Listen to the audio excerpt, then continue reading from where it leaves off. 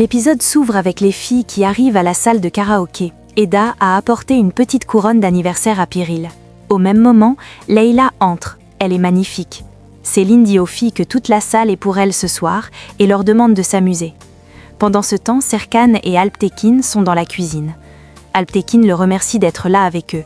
Il comprend qu'il soit toujours en colère contre lui, mais lui demande de lui donner une chance pour résoudre le problème. Mais Serkan lui dit qu'il ne peut pas résoudre des problèmes du passé. Il ajoute aussi qu'il fera l'effort de ne rien laisser paraître devant Efe et que ça s'arrêtera là. À côté, Engin est en pleine euphorie. En parallèle, Piril décide de chanter ce soir. Elle monte sur le podium. Sa voix est très belle et les garçons s'amusent comme des fous devant la télé. Ils passent tous un magnifique moment.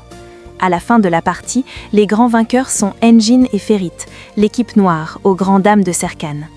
Engin prend des selfies pour marquer le coup, puis il appelle Piril pour lui demander ce qu'elle fait et savoir si elle va bien. Mais Piril lui montre comment elle célèbre son anniversaire avec les filles et lui demande où il est.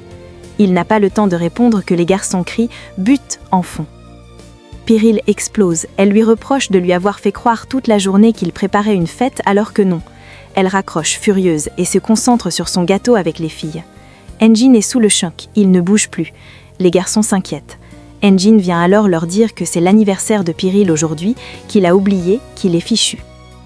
Serkan minimise la situation et dit qu'il va appeler Leila pour qu'elle envoie des fleurs et des chocolats à Piril. Serkan appelle Leila mais elle ne l'écoute pas et dit être en train de s'amuser et raccroche. Ils sont tous surpris. De leur côté, les filles s'amusent toujours quand Erdem entre et va également chanter. Il chante assez bien, ce qui touche visiblement Fifi, mais aussi Leila qui pleure un peu. Efe essaie de calmer Engin et appelle Piril pour savoir où elle se trouve. Piril décroche en appel vidéo et lui dit qu'elle va lui envoyer l'adresse pour qu'il puisse la rejoindre s'il veut. Puis il remarque Seren et Eda en fond, ce qui les motive à tous aller les retrouver, sauf Serkan. Alptekin, voulant les accompagner, est de suite calmé par Seifi, lui rappelant qu'Aidan ne peut pas rester seul. Céline a ensuite un petit échange tendu avec Seren. Céline plaisante sur le fait que Seren aime l'attention. Seren lui répond que l'amour attire l'attention et s'en va. Eda, déjà un peu ivre, vient voir Céline et essaie de lui demander si elle est un peu heureuse de voir que Serkan n'est plus avec elle. Céline ne répond pas vraiment et Eda s'en va. Peu après, Engin, Ferit et Efe arrivent à la soirée. Engin est en panique, il a des fleurs pour s'excuser. Devant Piril, elle salue Ferit et Efe mais ignore Engin. Elle est encore trop blessée pour lui pardonner. Mais Engin insiste, il s'excuse sincèrement auprès de Piril devant tout le monde, reconnaissant son erreur. Piril accepte, prend les fleurs, mais lui dit qu'il n'est qu'un collègue comme les autres ce soir. L'ambiance est animée. À côté, Eda demande à Efe pourquoi Serkan n'est pas venu. Efe lui dit qu'il n'a pas voulu venir et est resté chez lui. Eda, peu surprise mais visiblement blessée par son absence, décide de monter sur scène pour s'amuser et se met à chanter. C'est à ce moment-là que Serkan arrive à la soirée. Ils se regardent tous les deux avec beaucoup de tendresse. Eda chante très bien. Après le chant, Eda va voir Serkan. Elle plaisante en disant qu'il est finalement venu, puis elle lui demande s'il se souvient de ce qu'il lui a dit dans la voiture en route pour sa maison d'été. Serkan dit oui, il s'en souvient. Eda lui demande pourquoi il lui a dit ça.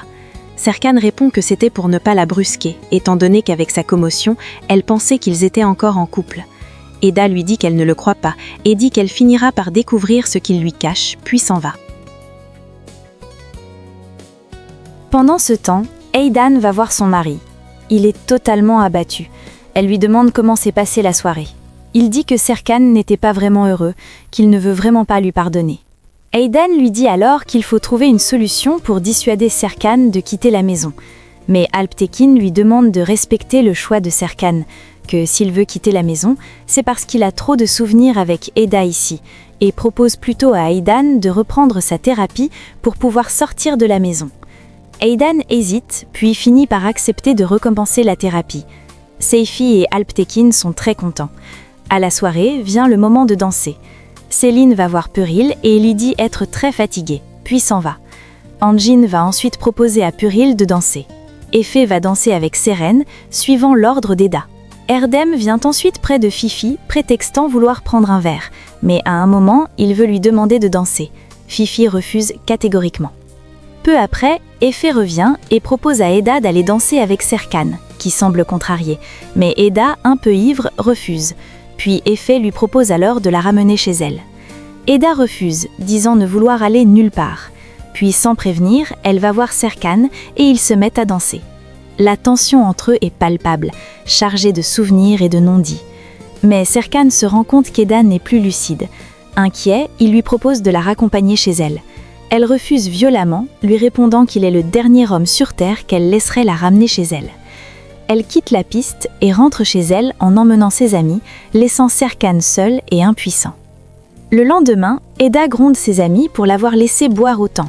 Seren lui révèle qu'elle a tellement bu qu'elle a accepté de danser avec Serkan. Peu à peu, Eda se souvient. Elle admet qu'elle a effectivement dansé avec lui, mais précise qu'elle a arrêté au milieu de la danse. À Artlife, tout tourne au ralenti. Erdem et Leila portent des lunettes de soleil tellement ils sont fatigués. Devant Artlife, Effet intercepte Serkan et demande à discuter avec lui. Effet lui dit qu'il sait que Serkan ne l'apprécie pas et qu'il apprécie encore moins le fait qu'Eda travaille avec lui, mais il lui dit qu'Eda a vraiment besoin d'argent. Effet informe Serkan que la boutique de fleurs d'Eifer est en difficulté. Eda a besoin de travailler davantage pour payer ses études et sa tante a besoin de plus de clients. Sans hésiter, Serkan appelle immédiatement Idil et lui envoie les coordonnées de la boutique pour qu'elle y envoie des clients. Puis il va réveiller Anjin avec de l'eau, tente de réveiller Leila et Erdem, mais sans succès. Il va dans son bureau, complètement dépassé. Pendant ce temps, Eda, Fifi et Seren sortent voir Eifer. Elles sont très épuisées. Au même moment, une cliente appelle Eifer. Celle-ci est folle de joie. Elle le dit aux filles, mais elles sont trop épuisées pour mieux réagir. Eda comprend rapidement que cette aide vient indirectement d'Effet. Cela la trouble profondément. Les filles disent ensuite qu'elles doivent y aller. Mais Eda n'est pas prête, elle va donc se changer, toujours au ralenti. Eifer se moque de la situation des filles et s'en va. À Artlife, Céline, Anjin et Serkan sont en réunion. Serkan rappelle à Céline qu'il a demandé à Anjin d'enquêter sur le passé d'Effet car il ne lui fait pas confiance. Anjin découvre qu'Effet a étudié grâce à des bourses, mais que l'origine de l'argent ayant servi à fonder son entreprise est floue. Anjin continue et dit qu'Effet avait un associé secret, dont il s'est débarrassé pour devenir l'unique propriétaire de son entreprise. Cette révélation inquiète profondément Serkan. Il dit à Céline et Anjin qu'ils doivent se débarrasser d'Effet avant qu'Effet ne se débarrasse de lui. Eda arrive à l'entreprise. Effet l'accueille et lui demande si elle va bien. Eda lui dit qu'elle va bien et qu'elle espère ne rien avoir fait de stupide hier soir. Effet la rassure en disant qu'ils ont tous fait des trucs stupides. Sous les yeux de Serkan, Eda commence à remercier Effet pour la grosse commande qu'il a faite à sa tante. Mais Effet lui dit ne pas comprendre de quoi il s'agit. Eda répond calmement qu'elle sait que c'est lui qui a envoyé les clients à la boutique et le remercie d'être aussi attentif envers elle.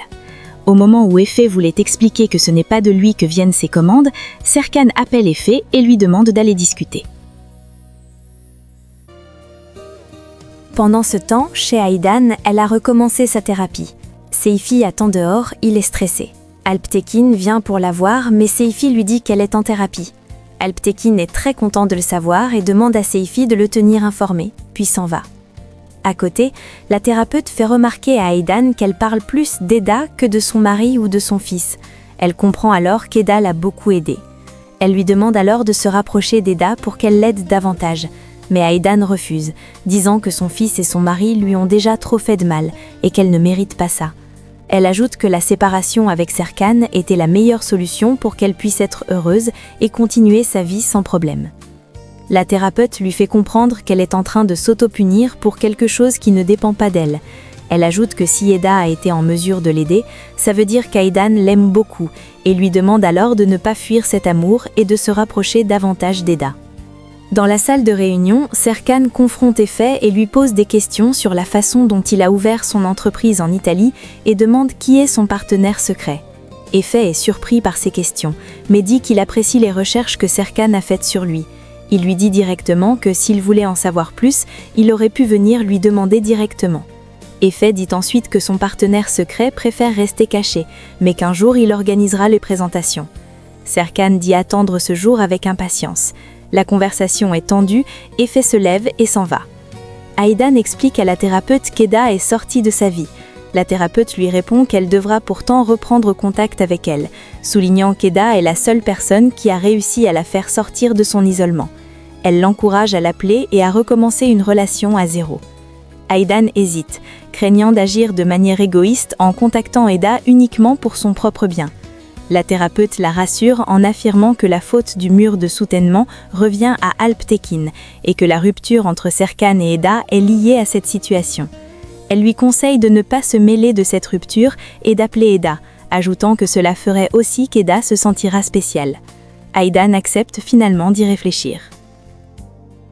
De retour à Heartlife, Eda s'installe pour reprendre son travail sur le projet du port. En consultant les plans qu'elle avait elle-même élaborés près de Suzanne, elle constate immédiatement que plusieurs dessins ont été modifiés. Certaines zones végétales ont été déplacées et des ajustements ont été faits sans qu'elle en ait été informée. Cette découverte la met profondément en colère car elle comprend que son travail a été retouché sans respect pour son rôle ni pour sa vision écologique du projet.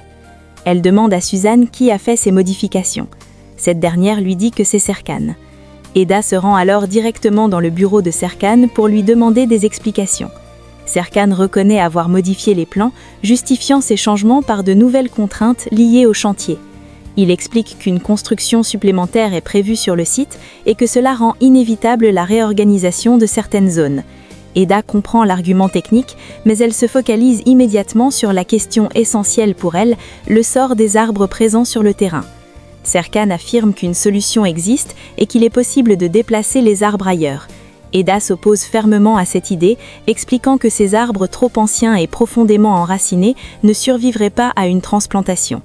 Pour elle, déplacer les arbres revient à les condamner. La discussion devient tendue car Serkan reste centré sur l'avancement du projet et la faisabilité technique, tandis qu'Eda défend la vie, l'équilibre naturel et la responsabilité écologique. Elle demande donc à se rendre sur place afin d'évaluer la situation de ses propres yeux. Serkan refuse dans un premier temps. Il estime qu'ils ont suffisamment d'éléments et qu'ils ne peuvent pas perdre de temps sur une visite de terrain, rappelant la charge de travail qui les attend à l'agence.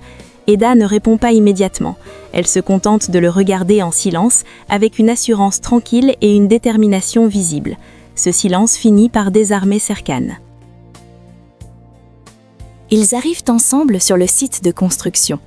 Sur le terrain, Eda observe attentivement les arbres concernés, leur emplacement, leurs racines et leur intégration dans l'environnement.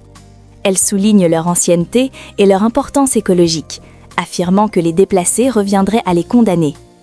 Serkan, fidèle à sa logique d'ingénieur, insiste sur le fait que des solutions techniques existent pour transplanter les arbres et que le projet ne peut être modifié uniquement pour préserver la végétation.